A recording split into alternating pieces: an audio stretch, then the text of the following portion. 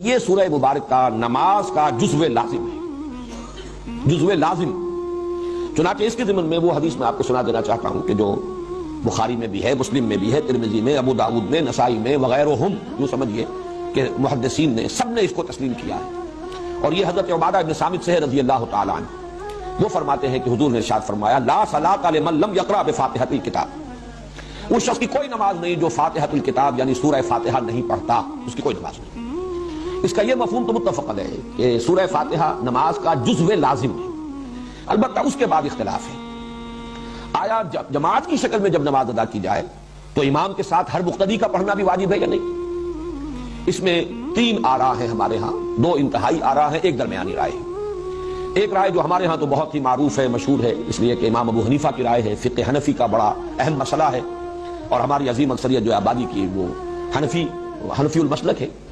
وہ تو یہ ہے کہ امام کی قرات جب ہو رہی ہے، امام کے ساتھ آپ نماز پڑھ رہے ہیں تو امام کی قرات ہی آپ کے لیے قرات ہے، آپ کو نماز نہیں پڑھنی۔ مقتدی کے لیے یہ سورہ فاتحہ جو ہے اس کا پڑھنا ضروری نہیں، بلکہ نہ صرف یہ کہ ضروری نہیں بلکہ نہ پڑھنا ضروری ہے۔ یہ انتہائی شدت ہے کہ جو حنفی مسلک میں اس بارے میں ہے، اور مثال وہ دیتے ہیں بڑی، یعنی ایک اعتبار سے تمثیل و تشبیہ کے پہلو سے بہت یعنی معقول تشبیہ ہے کہ جب وفد کی صورت میں کہیں جائے، کسی بڑی شخصیت کے سامنے پیشی ہو، حاضری ہو، تو کوئی ایک ہوتا ہے جو نمائندہ، وہ گفتگو کرتا ہے، باقی سب لوگ موجود ہوتے ہیں، ان کی موجودگی گویا کہ ایک طرح کی شمولیت ہے، لیکن یہ کہ گفتگو جو ہے، کوئی درخواست پیش کرنی ہے، کوئی مطالبہ رکھنا ہے، تو وہ ایک ان کا نمائندہ پیش کرتا ہے۔ اسی طریقے سے جب امام پڑھ رہا ہے تو گویا کہ مقتدیوں کی طرف سے قرات ہو گئی۔ یعنی یہ مطلب نہیں ہے کہ یہ نماز کا جزو لازم نہیں ہے، صرف یہ ہے کہ جب جماعت کی شکل میں نماز پڑھی جا رہی ہو تو سورہ فاتحہ جب امام نے پڑھ لی تو گویا کہ تمام مقتدیوں کی طرف سے بھی قرات کا حق ادا ہو گیا۔ اس کے بالکل برعکس دوسری انتہائی رائے جو ہے وہ امام شافعی کی ہے رحمہ اللہ، کہ جو ظاہر ہے اس کا، ویسے یہ میں عرض کر دوں کہ جو موقف ہے امام ابو حنیفہ کا اور جو حنفی مسلک ہے، اس میں ایک دلیل یہ بھی پیش کی جاتی ہے کہ قرآن حکیم میں یہ حکم ہے اذا قرئ القرآن فاستمعوا له وانصتوا، جب قرآن پڑھا جائے تو اس کو توجہ سے سنو، پورا دھیان ادھر لگاؤ اور خود خاموش رہو۔ اگرچہ یہ دلیل جو ہے در حقیقت بنتی ہے تیسری رائے کے لیے جو میں بعد میں عرض کروں گا، لیکن اسے بھی جو حنفی المسلک لوگ ہیں وہ اپنے موقف کی دلیل کے طور پر پیش کرتے ہیں۔ اس کے بالکل برعکس ہے، وہ گویا کہ اس حدیث کے جو الفاظ ہیں اس پر مبنی ہے، ظاہر الفاظ لا صلاۃ لمن لم یقرأ بفاتحۃ الکتاب، اور حدیث یقیناً اتنی قوی ہے، اتنی مستند ہے، اپنے سند کے اعتبار سے اتنی اعلیٰ رتبے کی ہے کہ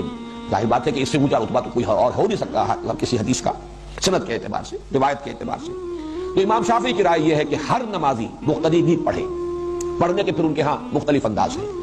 چونکہ حضور کا ایک معمول یہ بھی نقل ہوا ہے کہ آپ جب پڑھتے تھے سورہ فاتحہ جہری رکعت میں بھی، اس کے بعد تھوڑی دیر تک آپ خاموش رہتے تھے، وقفہ ہوتا تھا۔ ہم تو ہماری عادت تو یہ ہے کہ فوراً ہی کوئی جو سورت ملانی ہے یا کچھ قرآن کا حصہ پڑھنا ہے تو سورہ فاتحہ کے بعد اس کو متصل کر لیتے ہیں، لیکن حضور سے یہ ثابت ہے تھوڑا سا وقفہ، اور اس کے دوران گویا کہ مقتدی بھی جلدی سے دہرا لیں اور پڑھ لیں۔ ایک طریقہ تو یہ ہے، اور ایک یہ ہے، اور یہ بھی حضور کے معمول کے ساتھ مناسبت رکھنے والا ہے کہ آپ نماز میں سورہ فاتحہ پڑھتے تھے تو ہر آیت پر رکتے تھے۔ یہ وقفہ جو ہے یہ گویا کہ کفایت کر جاتا ہے کہ امام نے کہا الحمدللہ رب العالمین، اور اس کے بعد وہ ذرا سا وقفہ دے تاکہ مقتدی بھی الحمدللہ رب العالمین پڑھ لیں، پھر الرحمن الرحیم وقفہ دے تاکہ مقتدی بھی پڑھ لیں۔ بہرحال یہ تو ہوا اس کی جو عملی شکل ہے، لیکن اس وقت میں صرف موقف اور مسلک بیان کر رہا ہوں کہ امام شافعی کا اور شوافع کا اور حنابلہ کا یہ موقف ہے، اور چونکہ امام احمد ابن حنبل شاگرد امام شافعی کے تو تسلسل بھی ہے اس میں، یہ ہے کہ ہر مقتدی کے لیے بھی سورہ فاتحہ کا پڑھنا لازم ہے۔ معتدل مسلک ہے امام مالک کا رحمہ اللہ، امام دار الہجرہ، کیونکہ وہ امام مدینہ ہے، اس اعتبار سے ان کی بات بہت سے پہلوؤں سے بہت وقیع بھی ہے۔ حدیث کا بھی سب سے پہلا مجموعہ جو ہے موطا امام مالک، یہ گویا کہ اولین مجموعہ ہے جس کو کہ فقہی جو بھی ابواب ہیں ان کی شکل میں مرتب کیا گیا۔ امام مالک کا موقف یہ ہے، اور میں اس کو کوئی بات نہیں سمجھتا اس کے بیان کرنے میں کہ میرا اپنا عمل اس پر ہے، وہ یہ ہے کہ جہری رکعت میں امام کی قرات کو توجہ سے سنو، گویا کہ عمل ہو گیا اس آیت پر اذا قرئ القرآن فاستمعوا له وانصتوا۔ البتہ سری رکعت ہے، اس میں خود سورہ فاتحہ پڑھو، اس لیے کہ اس وقت آپ سن نہیں رہے۔ لیکن یہ کہ ہمارے ہاں بعض جو مفتی حضرات ہیں، حنفی مفتی حضرات، وہ اس میں بہت شدت سے کام لیتے ہیں کہ فرض کیجئے کوئی رکعت آپ کی چھوٹ گئی تھی، پہلی رکعت رہ گئی تھی، آپ دوسری میں شریک ہوئے، تو اب اگر آپ اپنی رکعت پہلی جو ہے پڑھنے کے لیے، جبکہ باقی نمازی فارغ ہو گئے، سلام پھر چکا، امام سلام پھر چکا، اب آپ کھڑے ہو کر جو رکعت پڑھ رہے ہیں، تو شدت کی انتہا یہ کہ اس رکعت میں بھی سورہ فاتحہ مت پڑھو، صرف اتنی دیر کھڑے رہو جتنی دیر کہ سورہ فاتحہ پڑھی جاتی ہے۔ اب یہ چیز جو ہے میرے نزدیک انتہا پسندی والا معاملہ ہے بالکل اس معاملے میں۔